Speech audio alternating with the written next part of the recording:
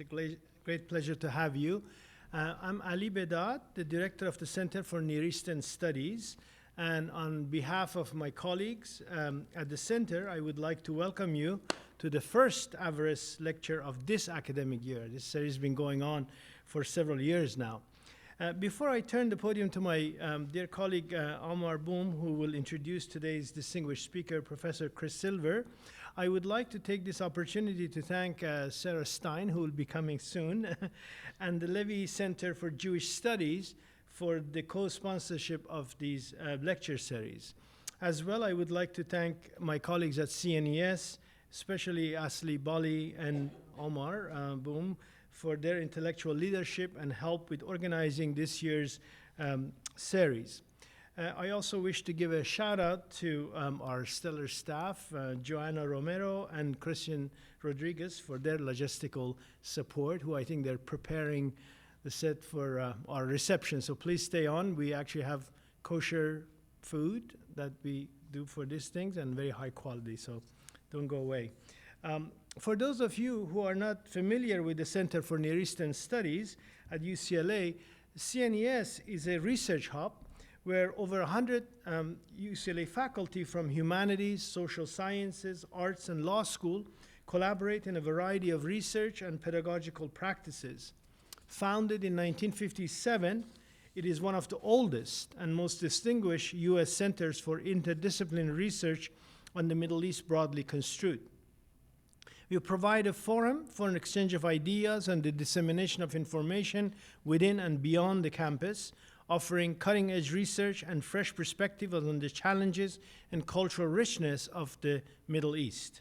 The center supports graduate and undergraduate instruction in over a dozen academic departments, research by faculty, students, and visiting scholars, interchange among scholars from around the world, and vital public programming on the challenges facing the Middle East and North Africa, as well as their many cultural and social achievements. And I see some students in the audience, many, and I would like to encourage you to check out our website, because we have all kinds of fellowships for language learning and so on that we provide for both undergraduates and graduate students. So make sure you check our website at this on our website for these sort of supports.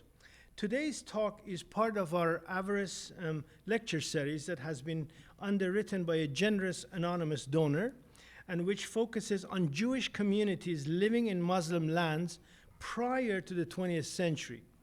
We have named the series Averroës, the Latin name for the Ibn Rushd, the 12th century Andalusian polymath, whose philosophical works integrated Islamic traditions with ancient Greek thought, to point to the rich history of Cordoba's Jewish-Muslim relations as a model for coexistence and the connections between Averroës and the Jewish philosopher Maimonides, both of whom were committed to intellectual exchange and communal life across religious boundaries, not to mention tolerance. I would like to then now briefly introduce our wonderful colleague Omar Boum, who will be introducing our speaker. Omar is a sociocultural anthropologist here at UCLA, and now the program director of our new Mellon Grant on minorities in the Middle East. Omar's stellar ethnographic work addresses the place of religious and ethnic minorities in the MENA region. He has published widely on this topic. His publication list is too long to go over it, but I want to mention two books. His book, Memories of Absence, How Muslims Remember Jews in Morocco, which was published by Stanford University Press. Very great book. I recommend those of you who are interested in the topic to check it out. And recently a co-edited collection with Sarah Stein on the title is called The Holocaust and North Africa, which was published by Stanford this past year, Stanford University Press as well. So please join me in welcoming Omar. Thank you, Ali. I think today is really a special day for me, and I'm sure you're going to get a treat today. First of all, because you will be hearing from one of the really, I think one of the rising junior scholars and historians, I would say, on Jewish-Muslim relations. So I remember about back in 2008 when I met Chris or Dr. Silva for the first time in Tucson, Arizona. Came and he started talking to me in Moroccan Arabic and French and all the languages really needed and required to do the research that he will present today. And he said, I'm shopping around trying to figure out what is the best program I can go to do my PhD. And I said, well, UCLA is your place. And I'm glad he did, and I'm glad he got the training from one of the stellar, I would say one of the leading scholars in our university, Sarah Stein. Dr. Silver serves as Siegel Family Assistant Professor in Jewish History and Culture in the Department of Jewish Studies at McGill University. He is a part of I would say, a new generation of historians that are doing some really unique research by using sound and music to study the complexities of Jewish-Muslim relations in North Africa and in the general Middle East. And I think when he's not only doing this by looking at historical context, political context, but also by tracing this in a global as well as regional, from global as well regional perspective. And I think to do this type of work, you have to know the musicians, you have to know their networks, you have to know their connections, you have to know their relations, not only to power, but also to economic establishment and so on and so forth. And I think that's the reason why he got all the fundings that he got from different organizations. I would name a few here, like the American Institute for Maghribi Studies, the Posen Foundation, the American Academy of Jewish Research. So this is just to name a few. I would say one last thing here, which is to really encourage you, if you are interested in music and Jewish-Muslim relations, and in North Africa in particular, to go and visit his website, Garmophone. It's an impressive website that I think, I don't know when he finds the time to do this, but I have been looking at this for years, and it's the amount of work not only to do the collection, to trace who produced what and when the music was played, but also it's also written with a historical perspective. And I think I'm really looking forward to his book, which is going to be I would say the potential title is on the subject of Jews, Muslims, and music in 20th century North Africa. So without further ado, please join me in welcoming Dr. Silver. Thank you for coming. Thank you, Omar, for the kind words, Ali for the introduction, Christian and Joanna for coordinating this, our time together tonight. I'm honored and humbled to be with you and to be back at UCLA. At the end of the 19th century, a young Algerian Jew by the name of Edmond Nathan Yafil embarked on a mission to save the soul of his musical heritage, one that he referred to as Arab and Muslim. He was in the right place at the right time and was just the visionary to do so.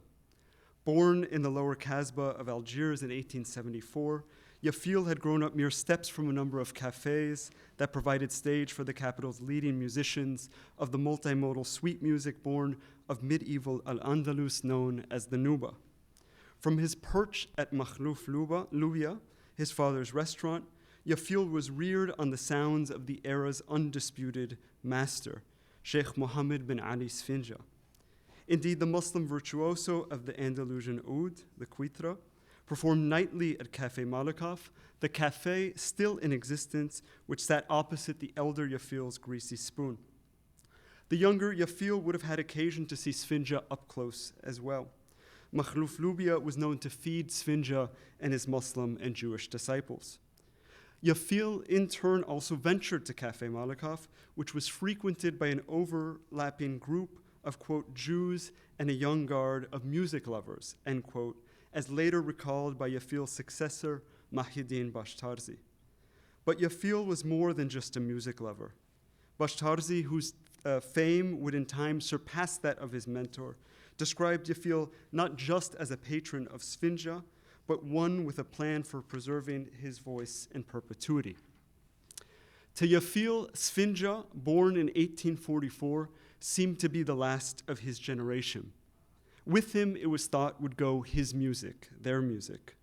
While the feeling of imminent loss had long infused the Nuba, that sentiment was diffused beyond music and throughout Algeria as Yafil came of age in the 1890s. After more than half a century of French colonization, major changes had been wrought to the former Ottoman territory. The Algerian capital, for instance, was destroyed and reconfigured, making way for growing numbers of European settlers who contributed directly to the decimation of Algeria's Muslim population. French policy had also reordered the Jewish-Muslim relationship, at least legally. The Camus Decree of 1870, for example, forced most Algerian Jews to take French citizenship. Muslims, meanwhile, retained their subject status. For Algerian Jews, the decades after the enactment of Camus carried with them grave consequences alongside social advancement. Waves of violent settler anti-Semitism were unleashed. Yafil and Sfinja were direct witness to this. In 1898, French settler mobs attacked Makhlouf Lubia along with 1,000 other Jewish-owned properties. With the traditional order and traditions themselves under threat, rescue became the watchword of Yafil, who grasped, as did other reformers, that time was running out. In the 1890s, Yafil began to compile endangered Andalusian song texts with the aid of Sfinja and his Jewish disciple, Laho Saror, whose name you can see at the bottom here. This was no easy task. Musicians were loath to hand over the unique manuscripts in their possession and on which their livelihoods depended. Nonetheless, Yafil made significant progress, collecting dozens of pieces, some of which he endeavored to set to Western notation. Meanwhile, he continued to gather. In 1903, Yafil hired Jules Rouanet, a French journalist, to assist him in his efforts. Sfinja and Saror then performed Yafil's compositions for Rouanet, who transcribed them for piano. Less than a year later, Yafil, Saror, and Rouanet published a groundbreaking set of Andalusian sheet music entitled Le Répertoire de Musique Arabe Mort. It represented an initial step on the path to rescue as envisioned by Yafil. The next step was not long in coming. Months after the Répertoire's appearance, Yafil released his masterwork, a 400-page compendium of never-before-printed Andalusian song texts known as the Majmu' al-Aghani wal-Alhan min Kalam al-Andalus, the collection of songs and melodies from the words of Al-Andalus. Yafil's magnum opus was actually two parallel compilations, the Arabic language Majmu' and the Judeo-Arabic Diwan al-Aghani min Kalam al-Andalus, the treasury of songs from the words of Al-Andalus. That the Diwan was published simultaneous to the Majmu' spoke at once to two issues we will soon address. First, to the outsized presence of Jewish musicians in Algeria, and second, to the fact that said population continued to read, speak, and sing in their native tongue more than 3 decades after Camus threatened its existence among them. For the twin 1904 publications, identical in their musical content, Yafil had worked tirelessly to surface the hoarded manuscripts of Muslim and Jewish singers, as he announced in the Majmu'. It paid off. Yafil had reconstituted much of the Nuba from its scattered pieces. With just cause, the local and global music community heralded his singular accomplishment, which remains among the most critical works on Andalusian music to this day. Incredibly, by 1904, the 30-year-old Yafil was just beginning. In the years following, Yafil founded a free Arab music school in Algiers, which by 1912 he had transformed into Al-Mutrabiyya, the first modern Andalusian orchestra not just in Algeria, but in all of the Maghrib. Its members, Jewish nearly to the one, donned their signature tarbouch and tuxedo for each and every performance over the next 2.5 decades. At Al-Mutrabiya's helm, Yafil made a number of discoveries that forever altered the soundscape of his fellow Algerians. Among them, Bashtarzi, who you can see at center here, without the tarbouch, the Muslim tenor already mentioned, for whom the Algerian National Theatre is now named. Had Yafil done any one of these things, it would have been cause enough to take stock of his career, but he hardly stopped there. By 1923, in but one additional example among many, Yafil was installed as the first chair of Arab music at the Algiers Conservatory. Indeed, from the end of the 19th century through his death in 1928, there was no figure more central to Andalusian music in Algeria than Edmond Nathan Yafil. Yet, as scholars before me have acknowledged, Yafil's archival paper trail runs frustratingly thin. What this unfortunate lack has resulted in, as Jonathan Glasser has argued, is an ambiguous legacy for Yafil, at least beyond the circle of Maghribi musicians and aficionados for whom he is appreciated. But even within that circle, the Algerian Jew proves difficult to locate within what would seem to be his most natural genealogy, given our sources. That is, as a mediator between two towering Muslim musical figures, Sfinja, Yafil's source, and Bashtarzi, his beneficiary. I contend that Yafil's ambiguity may very well have to do with a certain flattening of his biography and the concomitant erasure of an industry. In other words, while scholars have relied heavily on particular components of Yafil's published material in order to place him within a classical, high art Andalusian lineage rooted in the past, and with just cause, a trove of other documents which also bore his name, brand, and imprint position him as something new, modern, and even nationalist. Thus, while Yafil was certainly a bridge to an earlier moment, the Algerian Jew was also a forward-looking musical nation builder who worked mostly behind the scenes in a business now 120 years old that we know almost nothing about, that is, recording as it emerged in the Maghrib. Here, Yafil's legacy is far from ambiguous. Instead, the impresario lies at the center of a modern North African industry in which one also finds an overwhelmingly Jewish infrastructure of music makers and music purveyors who serve to spread and sell Arab music, old and new, from Morocco to Tunisia in staggering numbers for well over half a century. So what are the stakes of this intervention? What are we all doing here together besides eventually listening to some music, I promise? To begin with, I would suggest that an interrogation of a nodal point in a global apparatus that's supported among the most monumental technological innovations of the last century and a half is a worthy endeavor. It will no doubt raise new questions that demand answers. But our purposes for tonight are at once more focused and at the same time more lofty. Recording as an industry and recordings themselves, I argue, may well enable us to rethink modern Jewish history across the Maghreb and the Jewish-Muslim relationship therein. In this way, ignore that, in this way, this talk, based on my current book project, confronts two intertwined inherited narratives. The first has privileged the theme of emancipation to assimilation, including the emancipation to assimilation of North African Jews and their relationship to France and French institutions, including the educational system of the Alliance Israélite Universelle. It is an oft-told story of the rapid embourgeoisement of Jews that followed the French occupation of Algeria in 1830, Tunisia in 1881, and Morocco in 1912, in which, and I'm paraphrasing from one scholar here, quote, Jews quickly divested of their North African traditions, spoke French in place of Arabic, and became European, end quote. The second narrative is intimately related. Here, scholars agree that in drawing closer to French language and culture, and in the Algerian case, becoming French citizens, Jews were cleaved from Muslims, a rupture Benjamin Stora has referred to as exile. That exile inevitably set Jews and Muslims on divergent political paths in which the former appear to have abstained from the interwar and post-war anti-colonial nationalism of the latter. That force of nationalism resulted in independence for the countries of the Maghrib in the 1950s and 1960s, and a final exile for Jews from Muslims through their departure from North Africa in the course of decolonization. Given all of this, where does Edmond Nathan Yafil fit in?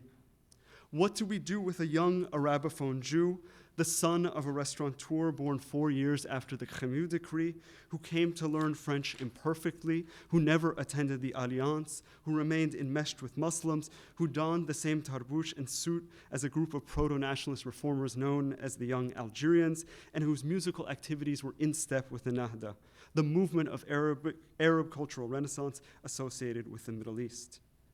For that matter, how do we make sense of an interwar figure like the Tunisian Jewish Habiba Masika, North Africa's first superstar, whose anti-colonial nationalist records inspired Muslim and Jewish audiences as far west as Morocco?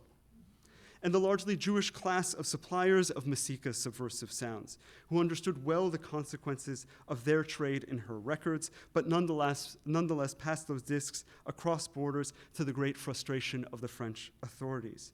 What story do they tell?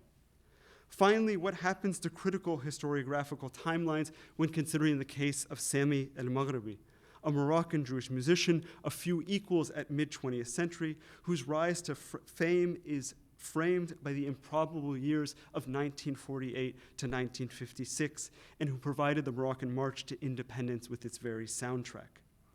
In our time together tonight, we'll come to a focus on recordings made by Yafil, Masika, and Elmaghribi in an attempt to answer these questions in order to render the Jewish-Muslim past in the Maghreb in its own voice. With that, and armed with new sources, we return to Yafil. In 1902, the London-based gramophone company registered their trademark in Algeria and Tunisia. Like the French Pathé label, which had released cylinders of Andalusian music the year prior, it was an early start in the Maghreb for the multinational. Despite their advanced entry, gramophone's initial showing in Algeria and Tunisia was disappointing at best. In both territories, the label had stagnated under their local representative, a Frenchman in Algiers named De Simon. In April 1906, a frustrated Alfred Clark, the director of Gramophone's French subsidiary, demanded that De Simon, quote, reinvigorate the Algerian market, end quote. He was especially concerned that increased competition from German labels would marginalize the label Gramophone in North Africa. Some months later, Clark dispatched American sound engineer Charles Schulplin to remedy the situation. In Algiers and Tunis, Schulplin recorded 216 single-sided flat discs. Those masters were then sent to Gramophone's pressing plant in Hanover, Germany. 100 of those sides were subsequently transformed into 50 double-sided commercial discs. As a first run, only 24 copies of each record were shipped back to the Maghreb for sale. To be sure, the output was rather meager. Nonetheless, Gramophone still saw great potential in the region. As Clark soon understood, however, the company possessed neither the right access nor representation. In 1908, Clark traveled to Algiers to investigate. Upon arrival, he wrote to Gramophone's managing director, Theodore Birnbaum, in London, quote, I found that in Algiers itself, there were two people who dealt considerably in talking machines, Colin and a Mr. Yafil, an Algerian Jew who has an establishment in the native town, end quote. While the Paul Colin Company, established in Algeria since 1903, impressed, Yafil was far more difficult to ignore. Clark added that, quote, before the advent of the disc talking machine, Yafil made phonograph records and obtained the exclusive services of the best Arabian and Moorish artists, holding them under contract, end quote. Clark further observed that, quote, all the good trade in the place goes to Colin, all the native trade to Yafil, end quote. That the so-called native trade went to Yafil owed to the fact that he operated much as North African Jewish merchants had in the previous century with regard to imported goods. Clark noted, for instance, that, quote, the position in Algeria is that everything is sold on the installment plan, and to be able to do this, one must be a native of the place, end quote. As his co-religionists had done in the past, Yafil was extending credit to his Muslim and Jewish clients, but now to purchase records. De Simone did not. Instead, he quarreled with Yafil. Clark reported that, quote, the result has been that De Simone has the worst records on the market, end quote. Yafil, on the other hand, was expanding his operations.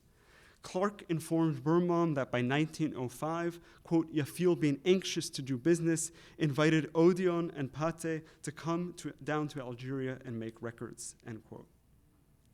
In the meantime, Yafil showed little sign of slowing down.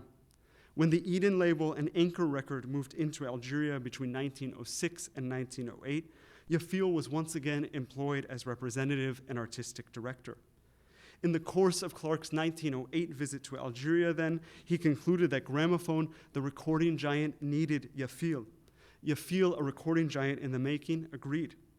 Enthusiastically, Clark announced to Birnbaum that, quote, we then fixed up Yafil to represent us, further to give us the services of all his tied-up artists.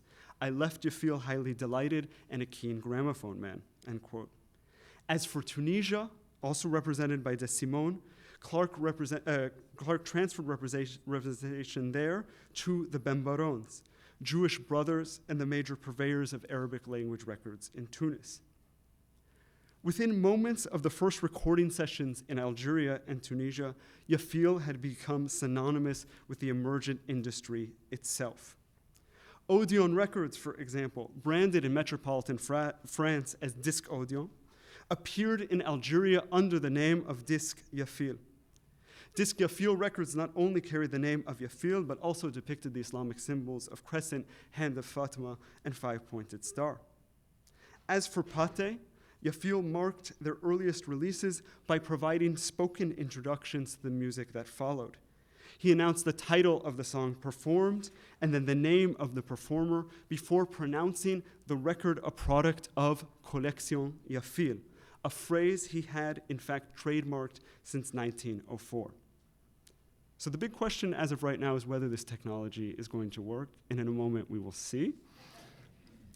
What I've done here is taken 3 introductions to records from before 1910, 3 Algerian records, where Edmond Nathan Yafil, we can hear his voice. He is pronouncing these spoken introductions. So we'll hear the title of a song, the name of the performer, and then mention of Collection Yafil. And again, this is Yafil's voice himself, and I've made it so that you can hear it twice in case you miss it the first time. بيوت من عنا ربوني de la collection Yafil pour la maison Pâté Frères.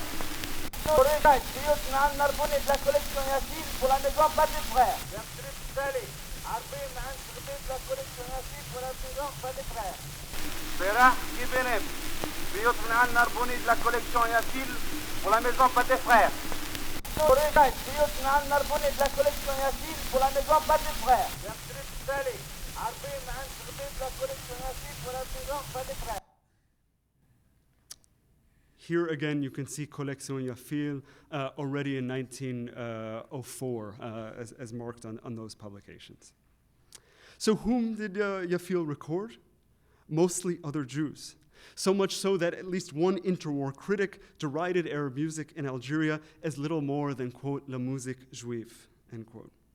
In Algiers, almost all of those Jews were in earshot of Yafil's base in the lower Kasbah. Some were even closer. Lahu Saror, seen here, shared Yafil's home office. Alfred Sassi Labrati, another early Algerian recording artist, lived around the corner. Moïse Benciano, who recorded as part of an ensemble called Jam'iyya al-Mutarabiyya, resided down the street from the impresario. As Malcolm Teoler has shown, the vast majority of al-Mutarabiyya, Yafil's expanded Andalusian orchestra, lived within 200 meters of one another. Although Jews from the Kasbah sometimes stood in for the near totality of artists featured in the debut Algerian record catalogs, Muslims from the same compact quarter were represented as well, albeit in smaller numbers. Among them was Yemna, the era's premier Algerian female artist who featured prominently. With her gifted voice, Yemna maintained the most important place in Pathé's 1912 Algerian catalog, while also being the only non-Jewish artist on offer performing the Nuba. While the Jewishness of early 20th century recording in Algeria or Tunisia or Morocco is perhaps best understood as a question of degree rather than kind, class again was an important part of the equation. Yafil was the son of a restaurateur. Saror, Sasi, and Sfinja were cobblers by trade.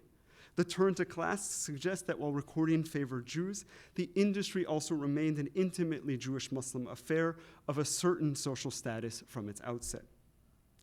With Yafil acting as guide, record companies captured an impressive range of music. The vast Andalusian repertoire and its associated colloquial forms were but one piece of a larger whole. Hebrew paraliturgy, piyut, featured prominently in early record catalogs as well. So did Bedouin folk music, rural Kabyle song, and all styles popular, topical, and comedic. And you can get a bit of a sense of that here. On the left, we sort of have general comedic song.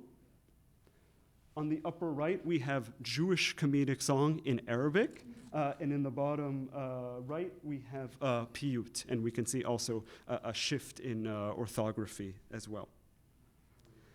For the record companies and their local representatives, the varied genres, repertoires, and languages mattered little. It was sales that counted. All records were therefore quickly marketed as either Algerian or Arab. While Yafil sold the Algerian Arab records he played such a critical role in producing out of his office, most, however, were initially distributed through larger establishments. This included French record stores, but also local North African Jewish-owned enterprises like Ben Baron. Ben Baron was founded by Jacques and Aurelio Ben Baron in Tunis in 1903. It was born primarily a music store, but began to stock phonographs and records from the outset. Ben Baron also came to hold exclusive concession in Tunisia for record labels based in metropolitan France. Gramophone, we'll recall, had already transferred its Tunisian representation to the firm in 1908. In 1916, as the enterprise expanded in Tunisia, Jacques Ben Baron dispatched his son-in-law, Raoul Hazan, hence the name here, to Morocco. In many ways, Hazan was a curious choice to lead their westward expansion. Most intriguingly, the individual tasked with cornering the record market in Morocco was almost completely deaf. His political orientation also had the potential to bring him unwanted attention. Hazan was an active leftist. Still, he triumphed. In 1916, he established Ben Baron and Hazan in Casablanca. By the 1920s, Ben Baron and Hazan counted at least 10 branches in Morocco. In Tunisia, meanwhile, Ben Baron grew steadily. In the first decade after World War I, Ben Baron boasted 7 locations in Tunis alone. In Algeria, meanwhile, it opened stores of various size from Oran to Constantine. The transnational distribution network pioneered by Ben Baron allowed for the entrance of other record labels to North Africa in the interwar period. French authorities, in fact, encouraged this development, believing that recorded music served as a distraction from a set of burgeoning anti-colonial nationalist politics. In 1922, Baidaphone, a label founded in Beirut around 1906, but which had long been headquartered in Berlin, was invited into Tunisia to record. By 1928, Columbia Records was asked to enter Morocco. At decade's end, Parlophone, Polyphone, and others moved in across the Maghrib. Almost always, local Jews served as their A&R men. By the time of Yafil's death in 1928, the industry he had built had exploded. The press made note of his pioneering contribution, celebrating Yafil's hand in producing over 2,000 individual North African records as the crowning achievement of an otherwise astonishing career. That same year, Gramophone reported that Ben Baron and Hazan in Morocco was selling 10-fold more Arabic language records there than their French offerings. These, of course, were just the figures for Gramophone in Morocco. When factoring in the dozen-plus labels operating in North Africa at that point, the extant numbers only begin to capture the booming commercial trade in phonograph records there, not to mention the discs that were passed around. As much as the growth of the industry relied on a largely Jewish infrastructure of music purveyors, it also continued to rest overwhelmingly on Jewish talent. In 1928, as Algerian Jews and Muslims mourned the loss of Yafil publicly, that talent had a name, and it was Habiba Masika. Chapter 2 of 3. In April 1928, the 25-year-old Tunisian Jewish Masika headed to Berlin to record with the Beidephone label. That 1928 Beidephone session would represent a number of firsts for the musician and actor described by Bashtarzi in his memoirs as the, quote, embodiment of the Arab artist, end quote. In a German studio, Masika would record electrically with a microphone instead of a horn for the first time. It was also the first time that the Malikat at-Tarab, the queen of musical ecstasy, as she was known, recorded beyond the bounds of the French protectorate of Tunisia. There, she veered headlong into the political. Nearly a year after the Great Syrian Revolt had been suppressed by French forces, Masika, North Africa's first superstar, and oft referred to as the, quote, second Sarah Bernhardt, end quote, made a record entitled Inta Suriya Biladi, Syria, You Are My Country. Indeed, the Middle Eastern uprising, even after its suppression, continued to inspire anti-colonial nationalists in North Africa, including Masika. Although Masika was not the only artist to record Inta Suriya Biladi, her interpretation was nonetheless among the most sought-after discs of the era. Beyond helping to establish Beidephone among North Africans, the record, which traveled widely, ensured Masika a global Arab audience, including in the growing Syrian-Lebanese diaspora spread from Buenos Aires to Detroit. And you can see that this copy of the record in my possession was once owned by an individual in Detroit, Michigan. Again, let's see if technology complies, and I will play you some of it. اسطوانات بايدافون الست حبيبة مسيكة أنت سورية بلادي.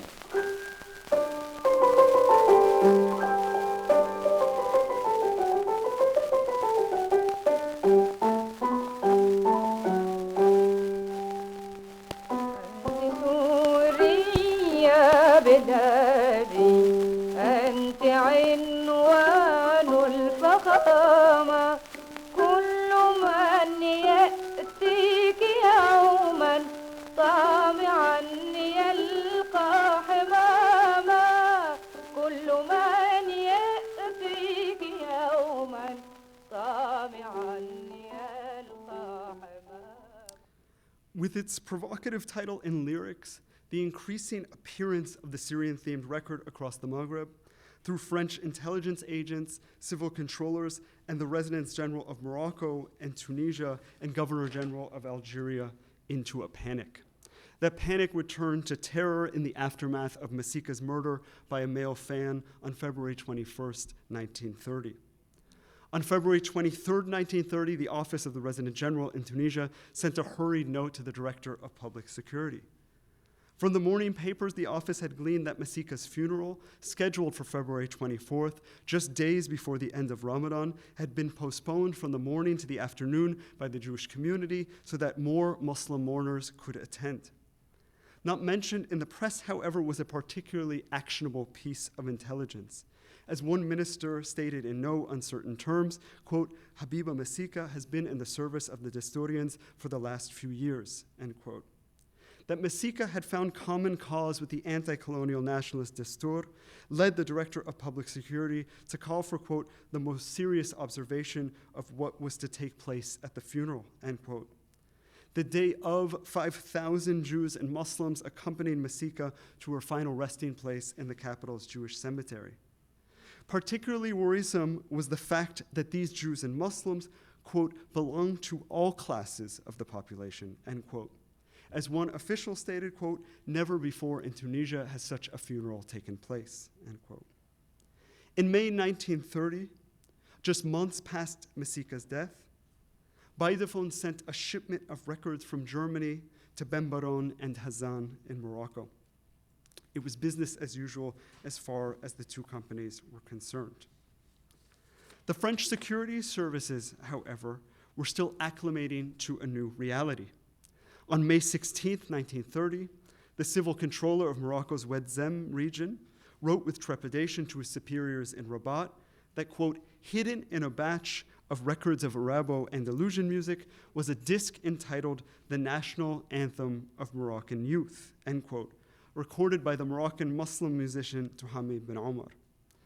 But civil control headquarters were already well aware of Ben Omar's national anthem. Since Benbaron and Hazan had begun selling it, reports on the nationalist hymn had been flooding their office. And by May 16, 1930, the stakes had been raised considerably. That same day, Morocco's resident general and Sultan Mohammed bin Yusuf promulgated the Berber Dahir, a decree which attempted to segregate Berbers from Arabs through a bifurcated legal system, a move seen by many as a violation of Islamic law. The Berber Dahir set off months of protests that fed a growing nationalist movement, which had now possibly secured its anthem.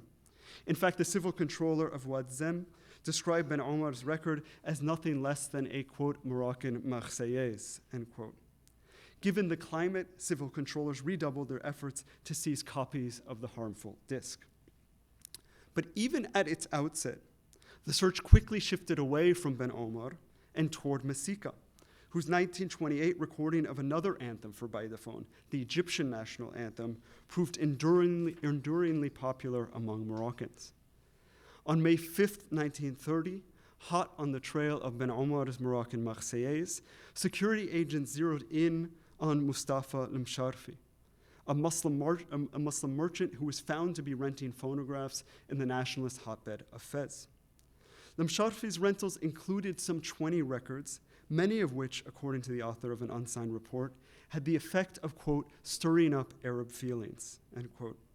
An informant passed on a partial list of those discs. Each was by Masika, including her Egyptian national anthem. On May 30th, 1930, yet another civil controller sent an urgent message to headquarters. The civil controller of Ducala wrote that, quote, it has been signaled to me that a record label in Berlin has sent phonograph records to Morocco in favor of Egyptian independence, which are prone to provoke unrest in the Muslim milieu, end quote. He identified the culprit as Masika's Egyptian national anthem. But the characterization of her records as prone to wreak havoc was too little, too late.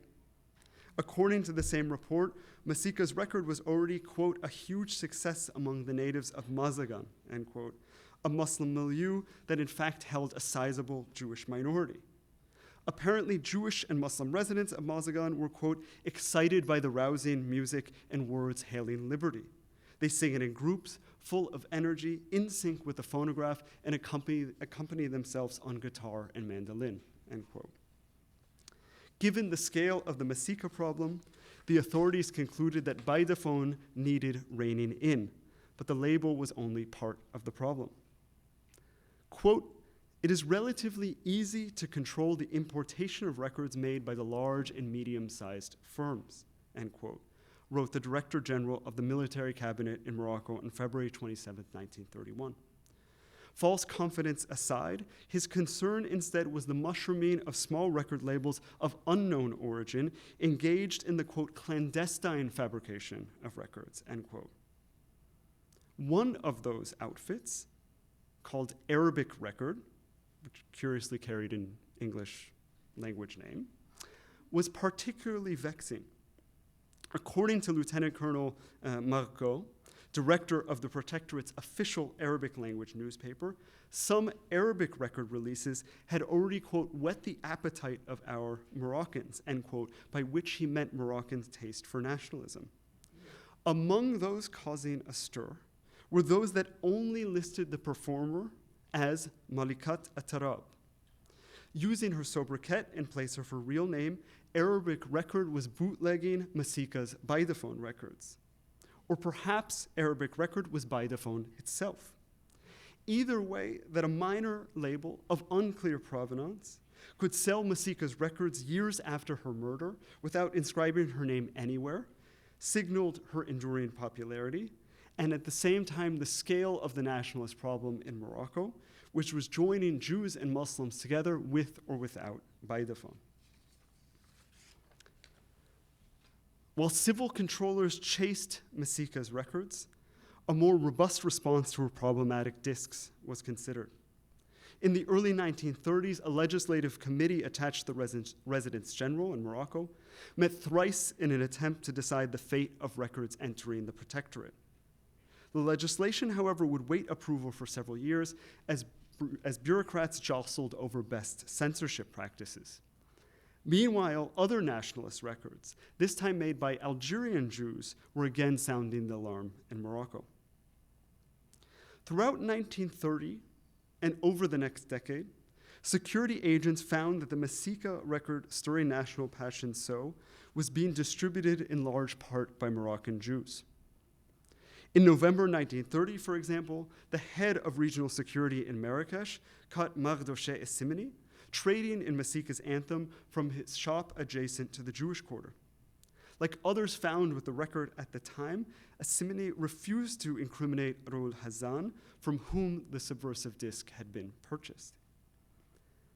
By 1937, faced with their own Masika predicament in Algeria, Bashar Asmati, a Muslim officer in the Bureau of Native Affairs there, delivered an impassioned address on the subject of the, quote, Arabic language record, end quote.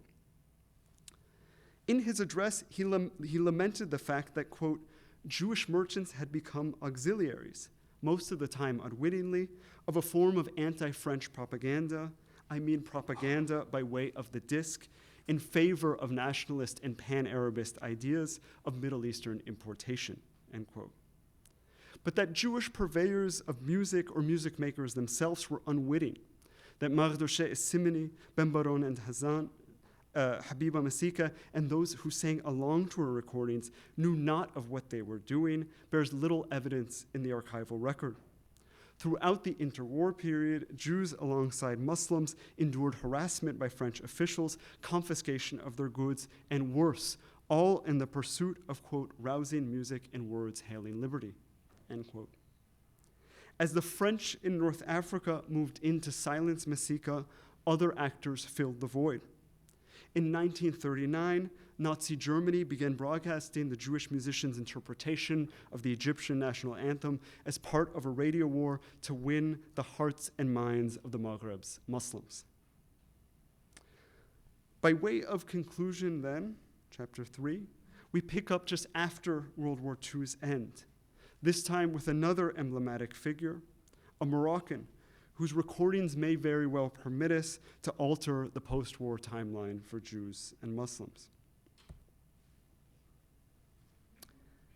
In April 1948, Solomon Amzalag, 26 years old, was tapped by L.A. Vadro, the head of Pate in Morocco, to make a series of records for the label.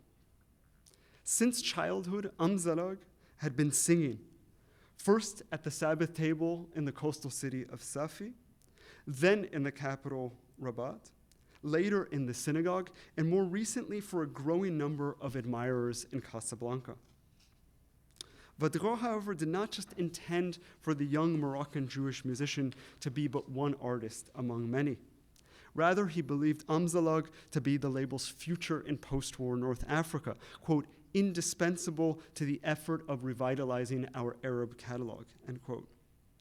In 1948, then, as forms of anti-colonial nationalism emerged that increasingly circumscribed Moroccan and Arab identity in ways that could exclude Jews, Pate saw little issue with a Moroccan Jew serving as anchor to their Arab catalog, nor would his Jewish and Muslim audiences. And just as 1948, the year marking Israel's creation and the Palestinian Nakba, has often been regarded by scholars as marking that final exile, that final separation of Jews from Muslims, the end of Moroccan Jews in situ, as hundreds, then thousands began to depart. In 1948, a Moroccan Jew was beginning his meteoric ascent to national spotlight. He did so under the stage name of Sammy Elmaghribi, Sammy the Moroccan, making explicit his identification with the nation at a most critical moment.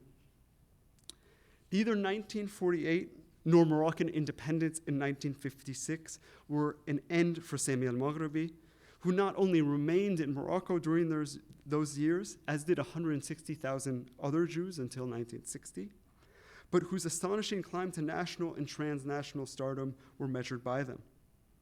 How iconic was he, Sammy Elmaghribi? Well, by 1952, the Jewish artist had become the official voice of Coca-Cola in Morocco. A good metric as far as I'm concerned.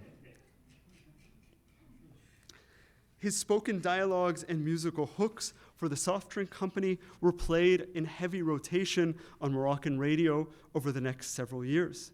During this period, the musician became the sound of brands like Gillette, Palmolive, and Shell Oil as well. In one such ad for Angel Chewing Gum, the artist, his wife, and children sang the virtues of the company's many flavors while backed by a small orchestra. By the end of 1952, then, every Moroccan within earshot of a radio could hear Elmaghribi singing, "I sweeten my palate with Angel Chewing Gum," with the near universal resonance of the mid-century radio jingle. So we'll listen to that now.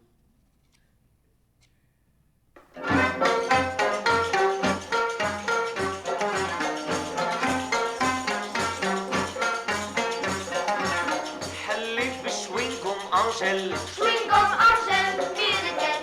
حليت بشوينغ gum Angel, chewing gum Angel, Milligan. Chewing gum Angel means معطر بالنعناع. Chewing gum Angel spice. معطر بالقرفة.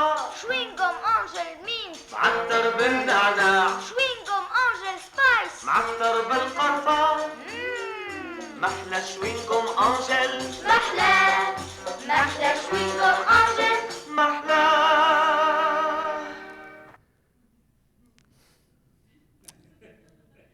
Hard to say anything after that. I will nonetheless.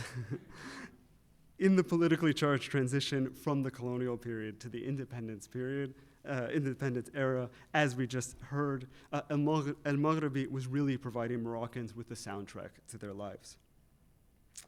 Elmaghribi, whom one Tangiers newspaper referred to in the 1950s as, quote, the greatest Arab attraction of all time, end quote, arrived at that moment by pioneering what would come to be known as modern Moroccan music, and by espousing what we might call Moroccanism, a mainstream variant of anti-colonial nationalism, inclusive of Muslims and Jews, that placed Sultan Mohammed bin Yusuf at its ideological center.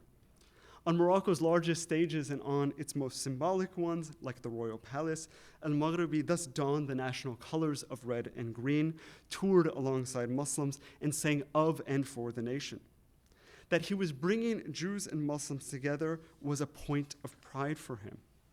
On August 24th, 1951, 3 years after his recording debut, he wrote to his brother Simon in Marseille with the following, quote, "My success in Morocco is immense, and I am recognized and surrounded very quickly no matter which city I'm in. Everyone points out Sammy with their finger, with a smile. The great success of the day is the Song of the Millions, Lukian el-Melayn, which is hummed by Arabs and Jews, the young and old, men and women in all the cities of Morocco," end quote. So we'll listen to that now. لو كانوا عندي الملايين نعرف ما نعمل بيهم في زمان نعبد غير الزين والبها فين ما كان لو كانوا عندي الملايين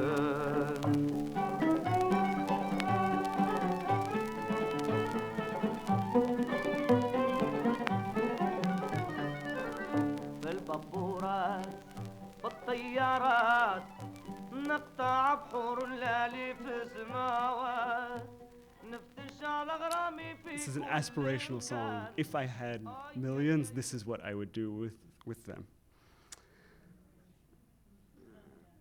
Again in 1952, on the highly symbolic occasion of Throne Day, a holiday created during the interwar period, which marked the anniversary of Sultan Mohammed bin Yusuf's original ascension to the throne, the Sultan himself requested the presence of Elmaghribi. As usual, Elmaghribi wrote to Simon with a sumptuous play-by-play. Just after midnight on November 18, 1952, Elmaghribi sang two of his patriotic compositions and other songs, quote, and this is his own voice here, before some 2,000 Muslims and before Crown Prince Moulay Hassan, who presided over the soirée where the best musical troops of Morocco had passed through, end quote. Elmaghribi beamed that, quote, my success has exceeded the limits of my wildest dreams. The ovation given to me by the public was nothing like the simple applause received by other artists. Then came the congratulation of all the Muslim personalities, which touched me, end quote. That both Muslims and Jews were coalescing around the Jewish artist was noted by others as well. In April 1953, French intelligence officials wrote to their superiors of an Elmaghribi concert in Mazagan, the same city where Masika's records had riled so, describing, quote, a hall packed with an audience composed exclusively of Moroccans, Muslims, and Jews who were very much pleased with the event, end quote. H. Abdel Qadir, writing in the Algerian daily Le Dépêche Quotidien, just after the start of the Algerian War, declared Elmaghribi's December 1954 concert at the Opera of Algiers a triumph.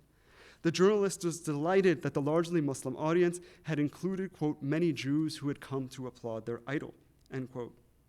In the mid-1950s, it appeared that the Jewish-Muslim past had yet to pass, even as war began to grip Algeria.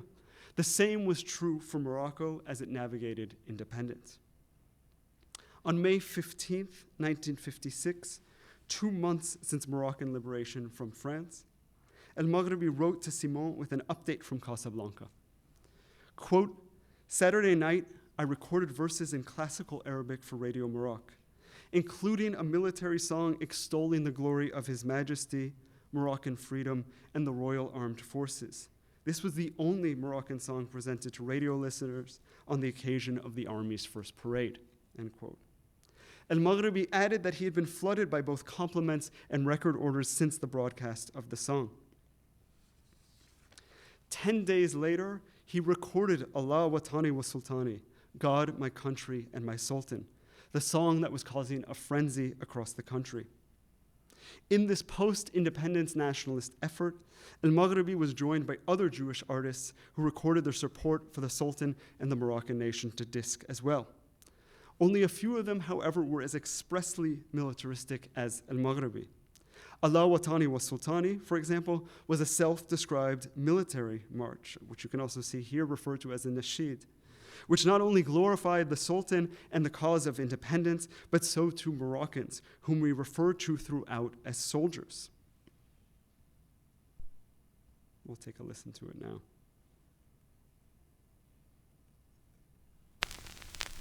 اسطوانات سامي فون سامي المغربي.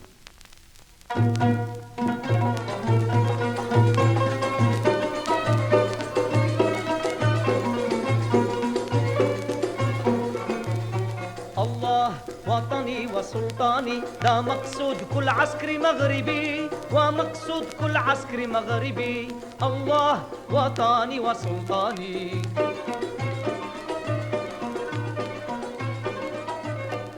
بأمرك يا ربنا الرحمن، بأمرك يا ربنا الرحمن، وبفضلك يا سيدنا السلطان، وبفضلك يا سيدنا السلطان، وبجود زعماء الوطن مغربنا مستقل.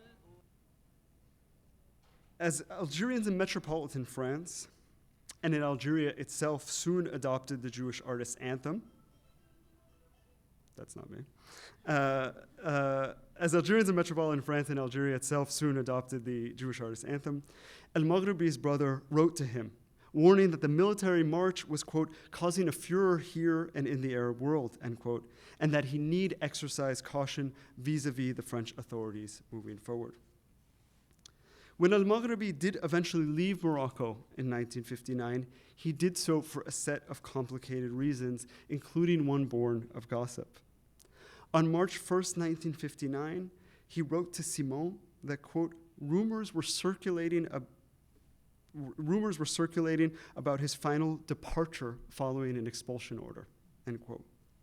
In the same breath, he announced that he intended to hold a press conference in his apartment to dispel the false charge. Before that could happen, however, he wrote to Simon again, quote, It has become clear that the noise bubbling up around me was due to an erroneous interpretation of the truth, end quote. Apparently, the rumor mill had confused Elmaghribi for another palace favorite, the Algerian Jewish Salim Halali, who had been forced out of Morocco days earlier. That a darling of the Moroccan monarch could be summarily expelled in the independence era understandably unnerved the Jewish musician. Elmaghribi, of course, was more than just an artist, however. He was also a father of 7. Furthermore, the entire conflagration had surfaced in the midst of a severe economic crisis in Morocco. At the same time, a new Moroccan customs regime was making the transnational affairs of Samiphone, his brick-and-mortar stores and record label, ever more difficult to operate. He made a decision with his family in mind. He left. Other cultural figures would too at this time. Months after his departure, word had reached Sammy that the Muslim recording artist Ahmed Jabran had been jailed by the regime. Soon thereafter, Jabran arrived in exile in Washington, D.C.